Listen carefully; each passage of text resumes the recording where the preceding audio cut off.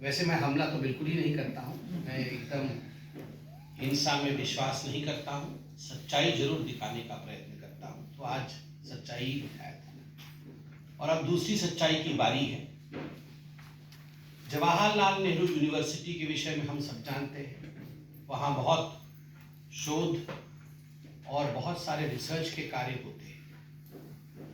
पिछले हफ्ते एक रिपोर्ट आई है, अनेकों महीनों से एक शोध कार्य चल रहा था, रिसर्च चल रहा था और उस रिसर्च का रिपोर्ट पिछले हफ्ते जेएनयू में जारी हुई है। उसकी एक प्रति परसों से हम अध्ययन कर रहे थे और एक समरी बना करके आज आपके सामने आए। क्या था यह शोध कार्य, ये रिसर्च क्या था? Jawaharlal Nehru University presents report on illegal immigrants to Delhi, analyzing socio-economic and political consequences.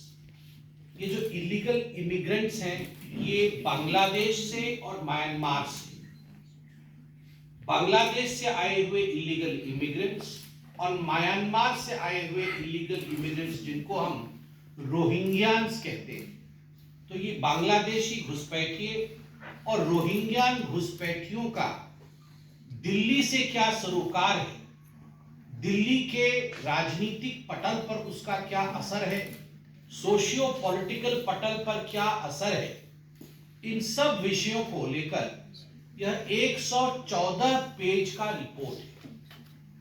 114 page के रिपोर्ट में मुख्यतः जो बातें कही गई है, मैं उन कुछ बातों को आपके सामने रखना चाहता हूं, आपसे साझा करना चाहता हूं। इसमें कहा गया है कि there has been a notable increase of Muslim population because of illegal migration from Bangladesh and Myanmar. Bangladesh से जो बांग्लादेशी घुसपैठिए हैं और म्यांमार से जो रोहिंग्या आ रहे हैं, उसके कारण से एक नोटेबल इंक्रीज, बढ़ोतरी हुई है मुस्लिम आबादी में दिल्ली में। और जो शब्द प्रयोग किया गया है, वो कहा गया है कि there is a change in the demography of the city. Delhi शहर के डेमोग्राफी में एक चेंज आया है। आप सोचिए, यह दिल्ली आज से 10 साल पहले, आज से 15 साल पहले जो दिल्ली था, आज वो दिल्ली नहीं है। चोरी चोरी, चुपके चुपके, हम जान नहीं पा रहे। दिल्ली की डेमोग्राफी बांग्लादेशी घुसपैठियों के कारण और रोहिंग्यान्स के कारण बदल रही है, जो कि एक खतरे की सूचक है। और ये खतरे की सूचक कैसे है, यह इस रिपोर्ट में पूरी तरह से बयां की गई है, हर एस्पेक्ट का चर्चा किया गया है। उसमें कहा गया है कि सोशियो इकोनॉमिक फ्रंट पे बहुत बड़ा बदलाव आ रहा है और खास करके कंस्ट्रक्शन वर्कर और जो लो पेइंग जॉब्स हैं, उसमें एक प्रतिस्पर्धा, उसमें एक कंपटीशन शुरू हो गया।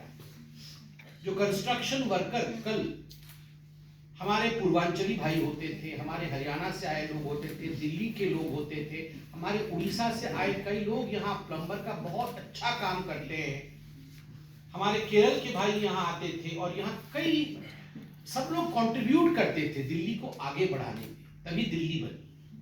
सभी का कंट्रीब्यूशन रहता था, हर स्टेट के लोग यहाँ आके कंट्रीब्यूट करते थे और मुख्यतः हमारे पूर्वांचली भाइयों का बहुत बड़ा कंट्रीब्यूशन रहता है। मगर उनके काम में सेंधमारी करना, ये जो बांग्लादेशी घुसपैठी और ये जो रोहिंग्या आए, गैर कानूनी तरीके से इन्होंने उनके काम में सेंधमारी कर दी। जो काम हमारा पूर्वांचली भाई करता था, दिल्ली का मूल वासिंदा करता था, जो उड़ीसा का मेरा भाई करता था, अब धीरे धीरे वहां रोहिंग्या घुस गए, बांग्लादेशी घुस गए।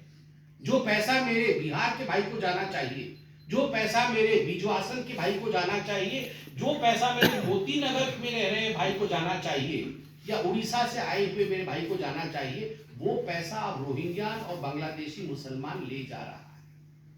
ये कहा है competitiveness in the work atmosphere. सबसे भयावह बात जो इस रिपोर्ट में, मैं तो संक्षेप में बताऊंगा मगर एक डिटेल इसमें प्रेजेंटेशन, और वो है पॉलिटिकल पैट्रोनेज। ये सारा कुछ पॉलिटिकल पैट्रोनेज के कारण हो रहा है, अर्थात कुछ राजनीतिक दल इसको बढ़ावा दे रहे हैं, पैट्रोनेज दे रहे हैं। यहाँ लिखा है political patronage plays a crucial role allowing the steady influx of undocumented Bangladeshi and Rohingyans. Undocumented, ये जो बांग्लादेशी और रोहिंग्यान आ रहे हैं ये अनडॉक्यूमेंटेड है, कहीं डॉक्यूमेंटेशन नहीं है, और इसमें पॉलिटिकल पैट्रोनेज और पॉलिटिकल पार्टी, खास करके आम आदमी पार्टी का, कांग्रेस पार्टी का तो ये सालों से धंधा है, मगर ये जो आम आदमी पार्टी है इसका एक क्रूशियल रोल है, उसकी एजेंसीज बनी हुई, और आगे इसमें और भी भयावह बातें लिखी गई। इसमें लिखा गया है कि how the political parties and their accomplices, उनकी जो बाकी पार्टियों के साथ जो जुड़े हुए लोग हैं, ये कैसे फेक वोटर रजिस्ट्रेशन को फैसिलिटेट कर रहे हैं फॉर दीज माइग्रेंट्स। इनके लिए फेक, ये बांग्लादेशी घुसपैठी और रोहिंग्यान के लिए fake voter banana, raising concerns about electoral integrity and democratic manipulation. मतलब ये फेक वोटर बना करके ये बांग्लादेशी और ये रोहिंग्यान जो है ये हमारे इलेक्टोरल सिस्टम को डिस्ट्रॉय कर रहे हैं, डिस्टर्ब कर रहे हैं।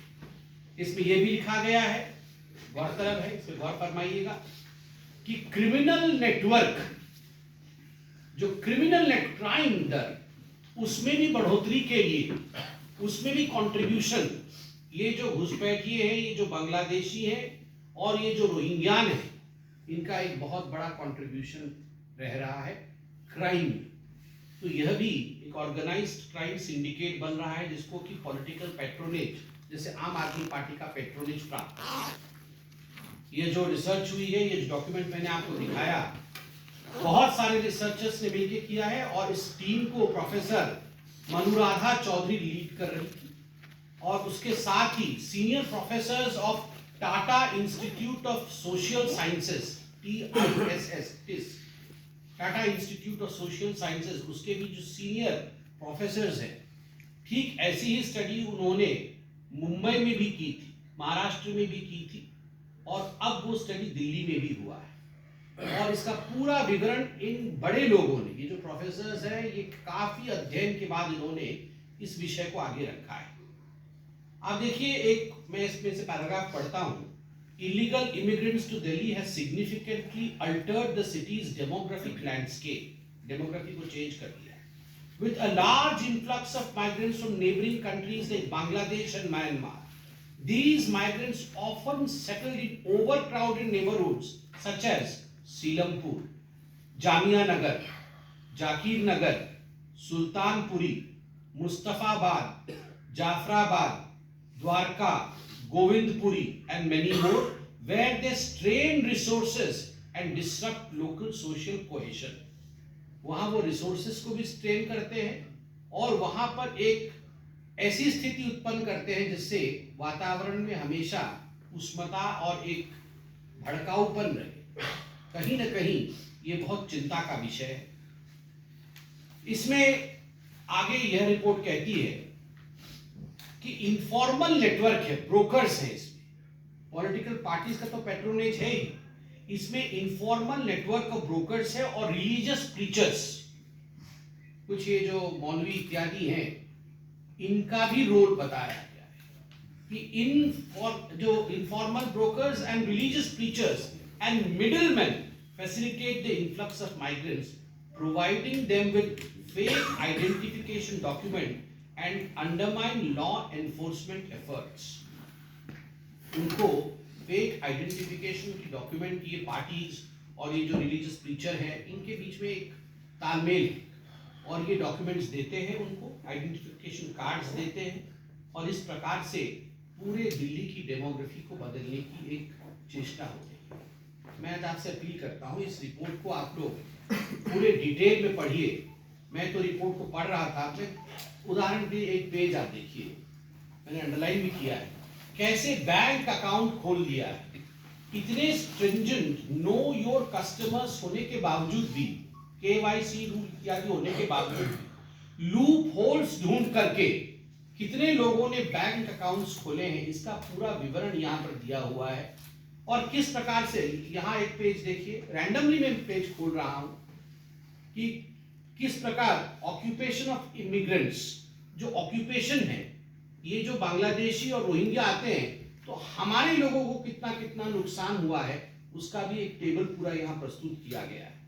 ये सारे विषय में एक चैप्टर पूरा, drain on public resources, drain on public resources और ओवर क्राउडिंग, अर्बन प्लानिंग नहीं हो पाती, हमारे लोगों के ऊपर जो कॉलोनीज में रह रहे हैं उनके ऊपर और बर्डनाइज करने की, ये बांग्लादेशी और रोहिंग्या के कारण वो और बर्डन हो जाते हैं, और ऐसे लोगों के प्रोटेक्शन आज अरविंद केजरीवाल और उनकी पार्टी कर रही है। मुझे लगता है गंभीर मामला है। अगर इसी प्रकार बांग्लादेशी घुसपैठिए और रोहिंग्या के कारण दिल्ली की डेमोग्राफी और दिल्ली के चरित्र में बदलाव आता रहेगा तो वो दिन दूर नहीं जब एक अशांत वातावरण दिल्ली में बनेगी। इसलिए वोटिंग करते समय सावधानी से वोटिंग करनी है। कौन लोग बांग्लादेशियों को और रोहिंग्या को प्रमोट करते हैं, कौन वो लोग हैं जो सीएए के खिलाफ तो नारे लगाते हैं मगर रोहिंग्या और बांग्लादेशियों को लाके यहाँ पे सम्मानजनक तरीके से बसाते हैं। ये आम आदमी पार्टी की नीति को हर कोई जानता है, कांग्रेस की नीति को हर कोई जानता है। सोच समझकर अपने बच्चों के भविष्य को बचाने के लिए वोटिंग करें। धन्यवाद। आपके कोई प्रश्न? पात्रा जी, पात्रा